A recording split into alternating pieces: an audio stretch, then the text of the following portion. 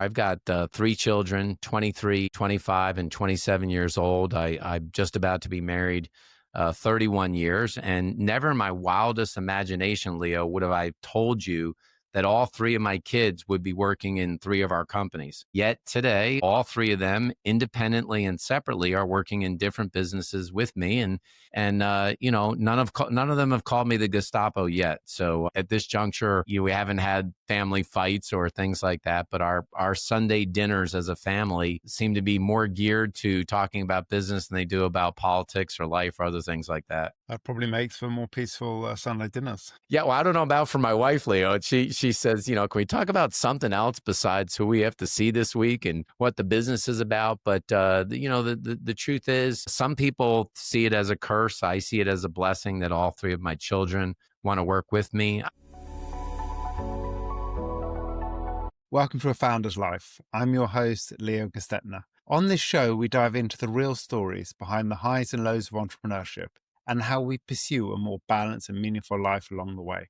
This podcast is sponsored by Thankz, helping founders like us scale with reliable remote talent. Email founders@thankz.com, that's THANKZ.com, with the subject line, A Founder's Life, and you'll receive $1,000 off your first month. Now, today I'm excited to be joined by Ted Jenkin. Ted, thanks for joining us. Would you like to introduce yourself? Yeah, thanks, Leo, for having me on today. I'm Ted Jenkin. I'm the president of Exit Stays Left Advisors, and I'm also a columnist for Fox News here in the United States. Excellent. And talk to us a little bit about your journey that led you to where you are today, what you do today, which could take a while because you've got a number of businesses. I feel like a lot of entrepreneurs, I started one business and then I caught the bug to open up a second and a third and many more. But I've built and sold three of my own companies. The largest in the States was a wealth management company that I was handling almost $3 billion. And we sold that company to Warburg Pincus. And upon selling my third company, I had a friend of mine, Leo, who basically said, "Hey, would you help me sell my company?" And I said, what do I know about selling companies? I mean, I built my own and I've sold my own. He goes, "I just feel like you'd be better than a broker or a banker. You'd have my best interest and you kind of know how this racket works." So I helped him sell his company. And then I did a second one. And that got me into the business that I run today, which is basically helping founder-led or family-owned companies that do between 2 million and 20 million of cash flow maximize their multiples while they minimize their stress. That's really what we do. Talking about, obviously, you've got that, and any other businesses that are sort of active today that you're involved in as well? I'm in some very interesting things that I'm active in. I'm in the business of basically selling air-conditioned hard hats, which I know probably sounds like an oxymoron. What does that mean? But we had some engineers that work for Louisiana State University, LSU, here in the United States, and they built a contraption that would retrofit inside of a construction hard hat in order to be able to cool a construction worker's head down while they work on projects. We all know that temperatures are rising around the world, and there has to be a way in very hot places to still do construction and try not to overheat or get better work productivity. So I'm in that business, which is really quite fascinating. And I'm also in the business of a model where we help renters in the United States get equity, which again might sound like an oxymoron, but in places like the UK, they've had shared equity programs forever, but we built a model to allow renters to be able to build up a cash reserve through a shared equity program and be able to get to home ownership. Couple interesting businesses not correlated to the one that I'm running every day. Love that. And talking a little bit about family. Oh, it's been a real blessing in here. I've got three children, 23, 25, and 27 years old. I'm just about to be married 31 years. And never in my wildest imagination, Leo, would have I told you that all three of my kids would be working in three of our companies. Yet today, all three of them, independently and separately, are working in different businesses with me. And none of them have called me the Gestapo yet. So at this juncture, we haven't had family fights or things like that. But our Sunday dinners as a family seem to be more geared to talking about business than they do about politics or life or other things like that. That probably makes for more peaceful Sunday dinners. Yeah, well, I don't know about for my wife, Leo. She says, can we talk about something else besides who we have to see this week and what the business is about? But the truth is, some people see it as a curse. I see it as a blessing that all three of my children want to work with me. I see almost each one of them every single day. And we get to talk about interesting things that happen during the day. And to some degree, it's allowed me to be a closer father figure in some ways than I was when they went to high school or grade school, where, I don't want to say I was absentee, but I was gone a lot running these businesses, and the kids may not have understood what world dad was in, but they understand much more today. Yeah, I think I get that. My daughter, my eldest, my 23-year-old, is a co-founder in my health app. So yes, we're definitely working together on that one. That should be launching soon. So that's quite fun, exciting, and definitely we have very complementary skill sets. So it works well. Yeah. And you know what? I don't have to explain anymore. I don't have to explain why I need to leave the room to take a call on my mobile phone to talk about something, but we used to be on spring breaks as a family. It's like, where did dad go? Well, he's on the other side of the hotel taking a call or something like that. And, I have to explain it less, that business never sleeps. And there's usually some forest fire to put out, but we really enjoyed it. And congratulations to you. I feel blessed that it's happening right now. I love that. I love that you got all three. And tell me what health looks like for you. Well, I had a major epiphany / life transformation about 4 years ago. I was very lucky to attend a place called Chenot, which is in the Alps in Switzerland outside of Lucerne. And it was an 8-day program that you essentially went through a mimicked fast for 8 days while they did body scans. And every day you were red lighting and doing cryotherapy and mud baths and cupping massages. And it was all about a reset. And ever since then, I've gone to a very disciplined, I don't like to call it diet because that's really not what it is. It's a real disciplined food lifestyle and exercise lifestyle management. I red light and meditate for 20 minutes every day. I have a big red light wall at home. I'm a complete intermittent faster right now for a lot of reasons. I'm pound at least 100 ounces of water a day.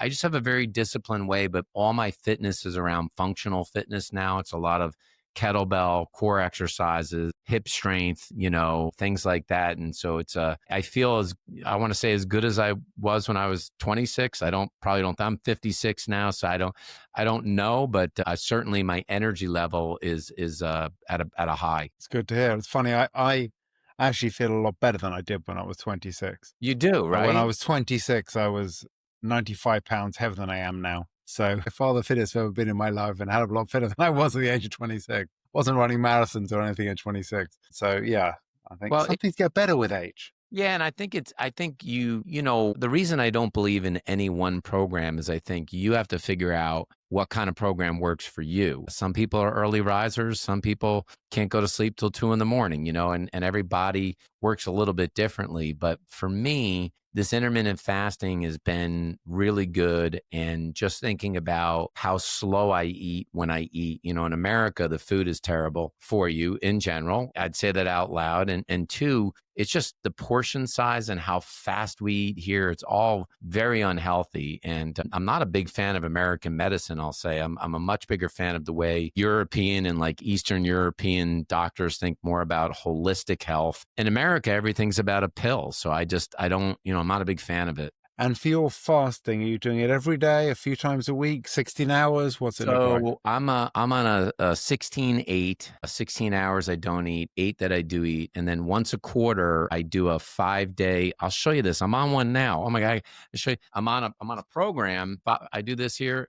It's called ProLon. ProLon is like a mimicked fast for 5 days where you intake about 800 calories a day, because I'm a big believer in forcing your body into autophagy. And I believe that's part of how you keep your youth, is that you force your body to regenerate better cells. Now, some people listen to this, Leo, they could say this is hokey, but I don't believe so. I believe your body does get cells that get old, and you have to force it like people in the wilderness do, where they don't eat for a week and they survive just fine. So the last day I usually will do a water fast on the 5 days, and it's painful as hell, but I always feel a better reset. And then a couple weeks later, I feel that renewed sense of energy. So that's what I do. The ProLon's pretty cheap too. It's like $200 for the week. but I think it works great. Excellent. I do 16-hour fast, 16, but I do it probably 3 times a week, roughly. It depends. Like if I'm doing a hard run the next morning, then it doesn't quite work for me to do Right. it. And also, I believe, and that's my version of science, which may be completely fake science. I think the body is going to react better to something that isn't every day, in my mind. Like in other words, You're it's probably right. Yeah. it's more of a shock if it's not used to it every time. So I don't know. That's my belief. Seems to work for my body. Right. But you feel good, right? You feel good. That's the key. Feel great. And I actually had someone on my podcast a few weeks ago who just completed a 90-hour fast, and not with ProLon or anything. This was a straight 90-hour water fast. That's brutal. Yeah, I'm not interested. Not for me. They believed, right, that it forces your body to regenerate cells, right? It's supposed to help with cancer and all kinds of things. Yeah, I think some form of fasting, whether they be the 16 hours or I know people who might do 36 hours. I think fasting is good for you, but like with everything, in moderation. And finding, as you said, what works for you. It's like I say to people, I don't believe in diets. I believe in changing your diet. Our health app is about healthy habits. And one of the things we're doing differently to other people is we're saying a healthy habit doesn't need to be daily. Right. I think the problem with any kind of habit that's daily is you miss a day and you're suddenly like, well, okay, it's over now. Forget it. I'm done. I've missed it, Whereas a healthy habit that I say, I'm going to walk an hour a day, 4 days a week. Well, okay, if I can keep that going 4 days a week, then I should be keeping my streak. It shouldn't have to be every day. So yeah, I think it's sort of like, what you might call the 80-20 rule. It's whatever it is, it's being whatever you want to be the majority of the time. I totally agree. I would have never thought of this had I not met the medical team out in Switzerland and the science behind this. The other thing is I never really used to take vitamins or any kind of supplements, but the blood work that they do, and I really recommend everyone gets deep blood work done. You can start to figure out the deficiencies in your body and what vitamins or supplements you should be taking. And so I take certain vitamins every day that I never did for my whole adulthood. And I think all of those in unison, has worked really well. Yeah.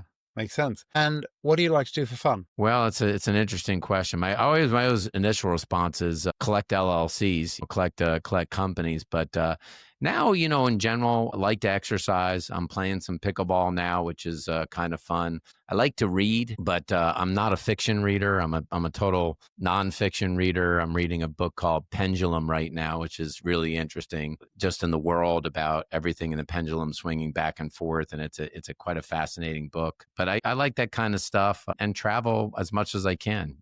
Small city, international, big city. You've got to enjoy what you work hard for as well. That's excellent. And what for you does a balanced life look like? And when I talk about a balanced life, I often talk about that center line being, we're not monks, we're not permanently in balance, but overall, what's a balanced life look like for you? Over the years, I've come to the conclusion it's more like work-life juggle than work-life balance, because there were a lot of people that would always tell me, Leo, you work too hard. You need to take time to smell the roses. And I was convinced that for many years that maybe I was doing this wrong, because why does my balance, if I'm happy, why do I have to use somebody else's version of balance? But I will tell you that I have a date night every Thursday night with my wife. That's a standing date night where my phone goes away and, we're just able to talk, and we have a long dinner. And that's important to me. We take walks 3 times a week. Again, I don't bring a phone. You're talking about doing a 5K. It's typically we'll do a 5K and walk and get caught up. We do a Sunday family dinner, no phone, which is really important, and that just that connectivity with your kids and your family. But to me, it's about trying to be as present as I can be in the important things, and not about I should be spending 50% of my time working and 50% of my time not working. It's about being present, because I think there are a lot of people, Leo, that say they have work-life balance, but they're not present in their spouse's life or their kid's life or whatever it may be. So the best I can, I try to make myself present in those moments where I'm with, I agree 100%. You're spot on. It's about being present when you're there. And what has been a pivotal moment for you? You mean in life or just business wise? The biggest thing, Leo, is that my mom was a school teacher and my father took his own life when I was a teenager. And unfortunately, many people come out of suicide in different ways. It affects everybody differently. But I love my father and I love my mother, and they taught me good values. And I remember my mother saying, when you get into university or college, go figure it out. There's nothing here for you. We got no money. There's nothing to come back to. And I remember how mad I was at her for telling me that I'm going to have to go figure this out. But it was the right thing for her to do. And today my mom's in her 80s, and I thank her for it today because she knew I would be able to figure it out. And such, sometimes when it's the whole Cortez, you have to burn the ships and you have no option B or plan B, you do figure it out. And I've learned that in life that I can figure anything out. So adversity means nothing to me. I built stronger and stronger over time. And so that moment in and of itself, as tragic as it was, really catapulted me into a lot of what I've become today. That's great. And then what piece of advice would you give to an aspiring entrepreneur? Well, don't let anybody tell you that it's easy, because it certainly isn't. But to me, especially in a world of social media and where news channel is 24/7 all the time, drown out the doubters and drown out the haters. And, a lot of people that tell you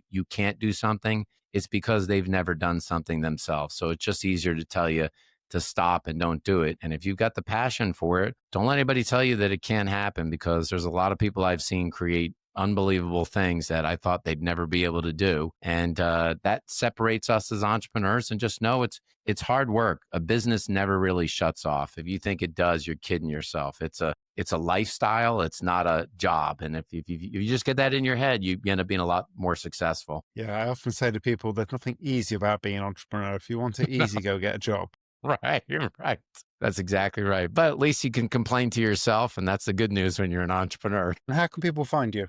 The easiest thing to do is just go to tedjenkin.com. I have a web page there, or just hit me up on LinkedIn, Ted Jenkin. And, I'm happy to share ideas in the entrepreneurial community. And I just, in any way I can help other entrepreneurs, this merry-go-round goes round. So I appreciate you having me on today and love helping the entrepreneurial community. Well, Ted, thank you for joining us today. Thanks so much. And thanks for listening to today's episode. If you enjoyed the conversation, don't forget to subscribe to the channel, tell your friends, and leave a review.